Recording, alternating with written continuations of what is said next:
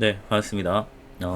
연휴이지만 그래도 연휴에 저는 시간이 많이 남기 때문에 한번 찍어보도록 하겠습니다. 뭐 여러분들은 연휴에 꼭 보지 않아도 괜찮습니다. 나중에 봐도 괜찮으니까 천천히 보시고 오늘은 미국 독립혁명에 관해서 한번 보려고 하는데 이 미국 독립혁명은 사실 영국의 식민지에서 벗어나는 독립운동이기도 하면서 또 시민혁명의 성격도 갖고 있거든요. 그래서 우리가 쭉 이제 시민혁명의 카테고리에서 봐왔지만 미국 혁명까지도 같이 포함시킬 수 있겠다라고 보면 되겠습니다. 하지만 우리가 전형적인 정말 시민혁명의 정말 딱 스테레오타입이다 할 만한 건 딱 프랑스 혁명이고요. 그리고 미국 독립혁명은 조금은 성격이 다르다. 거기에 이제 식민지에서 벗어나는 독립운동의 성격을 갖고 있다 정도 받으면 되겠습니다. 자, 사실 미국 혁명 들어가기 전에 우리가 중요하게 봐야 될 하나의 이론이 있습니다. 바로 사회계약론이라고 하는 건데요. 우리가 지금 살아가고 있는 이 사회에 관해서 사회는 어떻게 탄생을 한 걸까라고 하는 그런 이론입니다. 요거를 우리가 너무 자세하게 알아보기는 사실 쉽지 않고, 그래서 제가 수업 때도 뭐 최대한 간단하게 여러분들이 이해할 수 있을 정도로 굉장히 풀어서 좀 쉽게 설명을 하려고 했는데 쉽지 않더라고요. 그래서 정말 중요한 딱 부분만 요약해서 한번 보도록 하겠습니다. 자, 사회계약론에 의하면 우리가 모든 사람은 사실 국가가 성립되기 이전에, 그러니까 자연상태라고 보면 될 것 같아요. 옛날 그런 원시사회에서는 이미 뭐 생명, 자유 및 재산에 대한 자연법성의 권리를 원래 우리는 갖고 태어났어요. 요걸 이제 천부인권이라고 하잖아요. 그리고 이거를 자연적인 거라고 해서 이 권리를 자연권이라고 하는데요. 이 권리를 자연 상태에서는 우리가 사실 그런 권리를 우리는 갖고 태어났음에도 불구하고 사회가 없고 뭔가 강제적으로 이런 걸 지켜줄 만한 보호해줄 국가가 없다 보니까 그걸 제대로 보장받지 못한 거예요. 그래서 이걸 보장하기 위해서 그 사회 구성원들의 합의에 의해서 우리가 서로 이 사회라고 하는 하나의 약속을 한 겁니다. 그것을 이제 계약이라고 하는 거죠. 그래서 계약에 따라 국가라는 조직을 성립시켰다라고 보는 겁니다. 그래서 사회계약론이라고 하는 거죠. 뭐 쉽게 생각하면 정말 자연 상태, 옛날 원시 상태에서는 약육강식의 사회잖아요. 동물처럼. 그러다 보니까 모든 사람들이 자신의 권리를 다 누릴 수 못하는 거죠. 그래서 정말 힘센 사람한테만 이제 뭐 권리가 주어지면 안 되니까 우리 모두의 대다수의 권리를 보장하기 위해서 모두가 합의를 맺고 사회를 만든 것이다, 이렇게 보는 겁니다. 조금 이해가 됐을까요? 참 쉽지 않네요. 자, 어쨌든 그런 걸 사회계약론이라고 하고요. 주요 사상을 조금 비교해서 볼게요. 이게 저는 굉장히 중요한 거라고 생각을 해요. 여러분들이 앞으로 살아가면서 정말 중요한 상식 중에 하나니까 사회계약론, 그리고 존 홉스, 존 로크, 장자크 루소, 요 정도 사람은 좀 기억을 해뒀으면 좋겠습니다.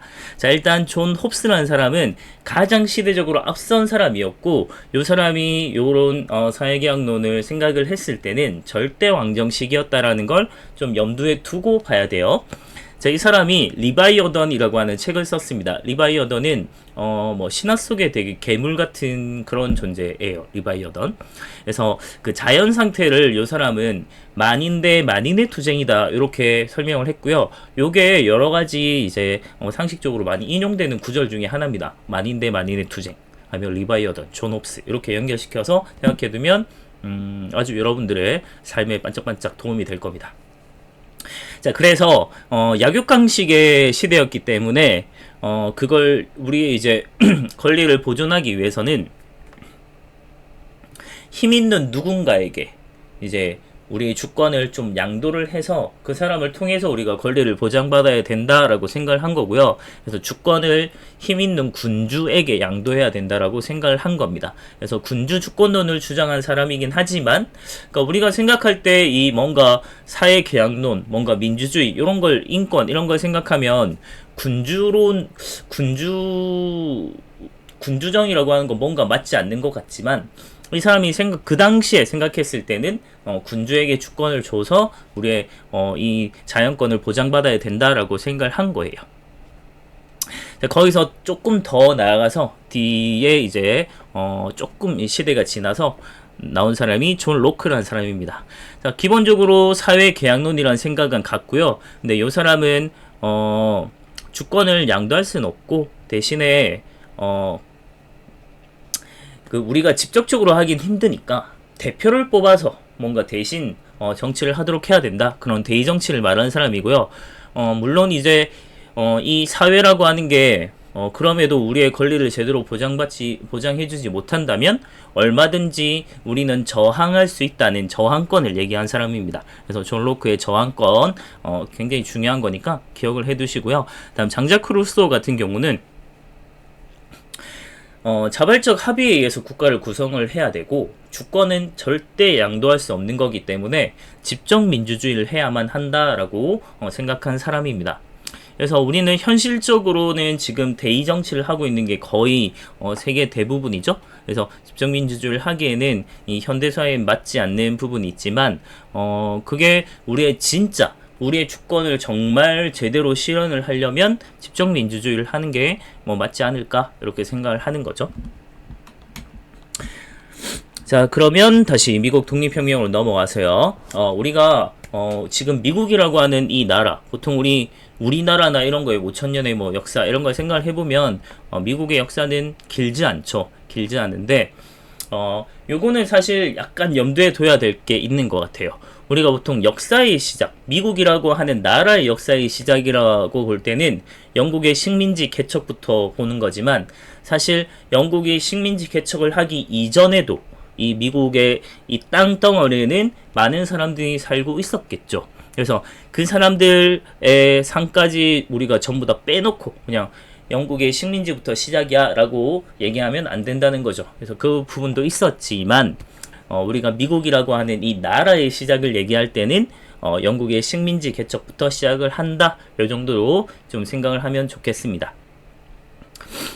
17세기 이래 북아메리카의 대서양 연안에 13개의 식민지를 개척하면서 시작했고요. 그러니까 동부 쪽에, 미국의 이제 지금 전체 땅덩어리 봤을 때 굉장히 넓잖아요. 그 동부 해안 쪽에 13개의 식민지가 먼저 개척이 됐고요. 영국에서 사실 여러 가지 이유로 넘어오긴 했지만, 대체로 이제 종교적인 박해, 그러니까 청교도들이 많이 넘어왔죠. 우리 청교도 혁명 막 얘기했었잖아요. 그런 청교도들이 영국에 남아서 이제 혁명을 일으켰으면 청교도 혁명이고, 그리고 아예 이제 종교적인 박해를 피해서 새로운 나라를 찾아왔다, 이렇게 보면 이제 여기 이 청교도들 식민지를 개척했다, 이렇게 보면 될 것 같습니다. 자, 요 13개의 식민지는 각각 의회를 가지고 자치를 누린 상황이었고, 사실 영국은 이 식민지에 관해서 그렇게 썩 관심을 두고 있지 않았습니다. 별다른 간섭이나 제재를 가하지 않고 있었는데, 문제는 영국 내에서 재정이 너무 부족해졌어요.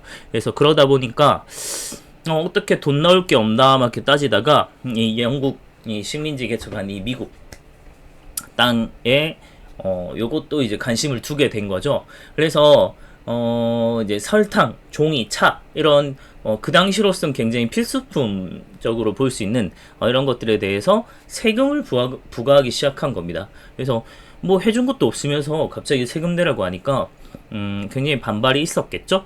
네, 그래서 보스턴 항구의 당시 동인도회사, 영국의 동인도회사가 갖고 있는 배에 마시는 차입니다. 마시는 차의 박스가 엄청나게 많이 실려 있어요. 한 300여 개 넘게 있었는데, 그 300여 개 넘게 되는 박스를 전부 바다에 던져버려요. 분노해서. 자, 요거 때문에 영국과 이제 엄청난 갈등이 시작됐고, 그러면서 이제 요게 독립혁명의 직접적인 계기가 되었고, 그러면서 이제 식민지의 여러 사람들이 이제 영국이 막 탄압을 하다 보니까 어떻게 하면 좋을까라고 회의를 열어요. 식민지 회의에서. 그래서 다 모여가지고. 그래서 대륙회의라는 걸 개최를 했고, 요때 영국과 한번 붙자라는 결정을 하게 됩니다. 그래서 독립전쟁이 시작돼요. 자, 그래서 독립전쟁이 발발을 했고요. 미국 독립혁명 최초의 전투는 렉싱턴 전투라고 합니다. 요때 총사령관이 누구냐? 바로 초대 대통령인 조지 워싱턴입니다. 조지 워싱턴이 총사령관으로 임명돼서 이제 전투를 하게 됐고요. 요때 독립선언을 발표하게 됩니다. 이 독립선언의 내용을 보면 우리 책에서도 봤었는데요.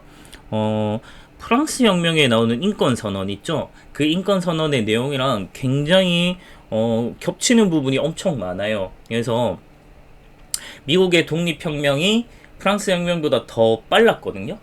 그리고 요때 이제 도와주러 왔던 프랑스 프랑스 군이 미국의 이 독립혁명의 이 내용을 좀 보고 영향을 받은 것 같다, 이렇게 우린 평가하고 있습니다.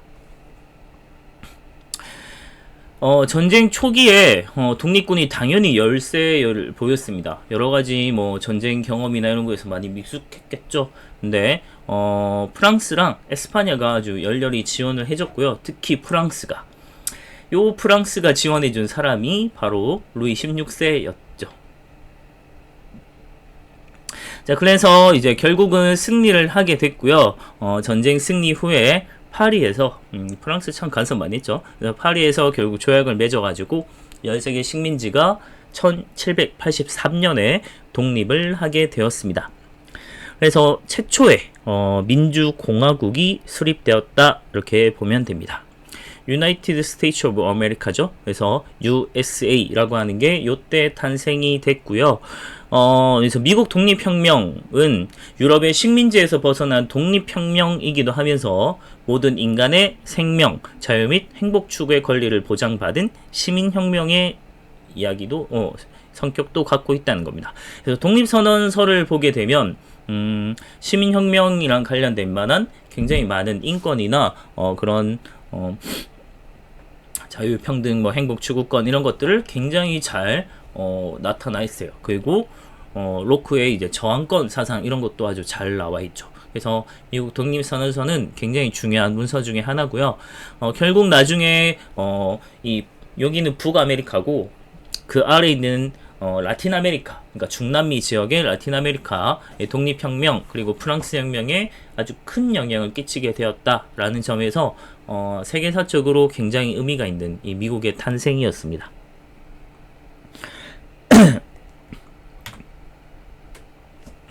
자, 그 뒤에 미국은 영토를 확장해 가는데요. 이제 서부 개척을 통해서 1840년대 말에는 태평양 연안까지, 그러니까 동에서 서로 이렇게 쭉 개척을 하게 됐고요.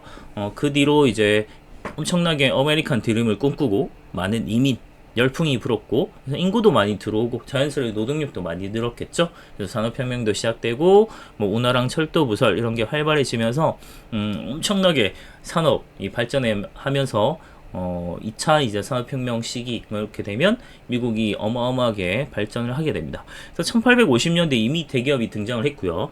제조업 크게 성장하면서 세계적인 공업 국가로 발전하게 되었다라고 보면 됩니다. 그래서 여전히 미국은 세계 1위죠. 미국의 영토 확장 보면 뭐 독립 당시의 영토만 해도 사실 되게 컸습니다. 처음에 독립 당시의 영토 여기 나와 있는 부분에서 동부 연안지대에 한 13개 정도 식민지 그렇게 크지 않았거든요. 근데 점차 뭐 영국으로부터 할양받기도 했고요.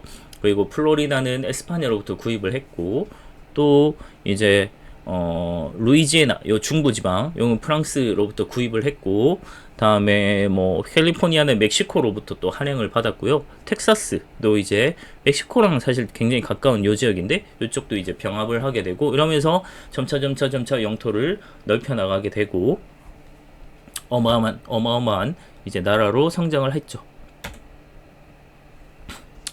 자, 그다음 세계 전 3대 남북 전쟁이 있다, 이렇게 보통 설명을 하는데, 한국 이제 우리 6.25 남북 전쟁이 있었고요. 다음 미국의 남북 전쟁, 또 베트남 남북 전쟁. 참 묘하게도 요 또 세 나라가 요 남북 전쟁을 다 겪기도 했고 세 나라가 또 다 베트남 전에서 다 얽혀 있는 나라이기도 하죠. 당사국들이기도 하죠.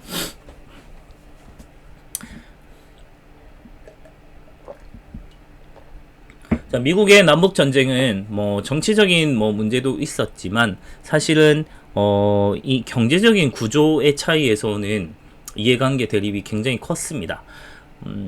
딱 핵심만 쫙 보자면 남부 지방은 흑인 노예를 이용한 대농장이 발달한 곳이었고요. 그래서 당시에 점차 좀 문제가 되고 있던 이 노예제를 유지해야 된다라고 보는 입장이었습니다. 대농장에 많은 노예들이 필요로 했고요. 그래서 자신들의 산업 구조상 노예가 필요로 했다라고 본다면 북부 같은 경우는 상공업이 발달을 했어요. 그래서 많은 이제 자유 노동자를 필요로 했고요. 그래서 노예가 폐지되어서 자유 노동자로 많은 노동력을 보충해 줬으면 하는 생각을 갖고 있었습니다. 그래서 결과적으로 남부는 노예제를 유지하자라는 입장이었다면 북부는 노예제를 폐지하자는 주장이었다, 이렇게 보면 되고요. 그런 과정 속에서 대립이 계속 이어오고 있었는데 북부 출신의 링컨, 에이브럼 링컨이 19대 대통령으로 당선이 되었고요. 자, 남부의 여러 주가 남부 연합을 결성을 하면서 링컨을 반대합니다. 우린 저 링컨을 우리 미국의 대통령으로 인정할 수 없어 라고 하면서 남부가 따로 독립을 선언해 버리는 거예요. 그러면서 이제 남북 전쟁이 발발하게 되었고요. 처음에는 남부가 훨씬 유리했습니다. 근데 링컨이 노예 해방을 선언을 해요. 그래서 북부가 승리하게 된 거죠. 그러니까 남부지방의 노예들이 처음엔 주인 말 따라서 막 북부를 공격을 하다가 노예 해방 선언하니까 이 노예들이 다시 이제 남부 쪽으로 창을 돌리게 되는 거죠. 총을 돌리게 되면서 이제 북부가 승리하게 되었다, 이렇게 보면 될 것 같아요. 간단하게. 자, 결과적으로 노예제가 폐지되었고요. 국가 단합, 이제 이 갈등을 잘 봉합했기 때문에 국가 단합이 좀 공고해졌고, 그리고 산업 발전을 이루는데 어마어마한 좀 역할을 하게 됩니다. 자, 이 와중에 대륙횡단 철도가 완성되면서 경제적인 통합을 이뤘고, 그래서 미국은 미친 듯이 발전을 하죠. 그래서 최대 공업국으로 성장을 하게 됩니다.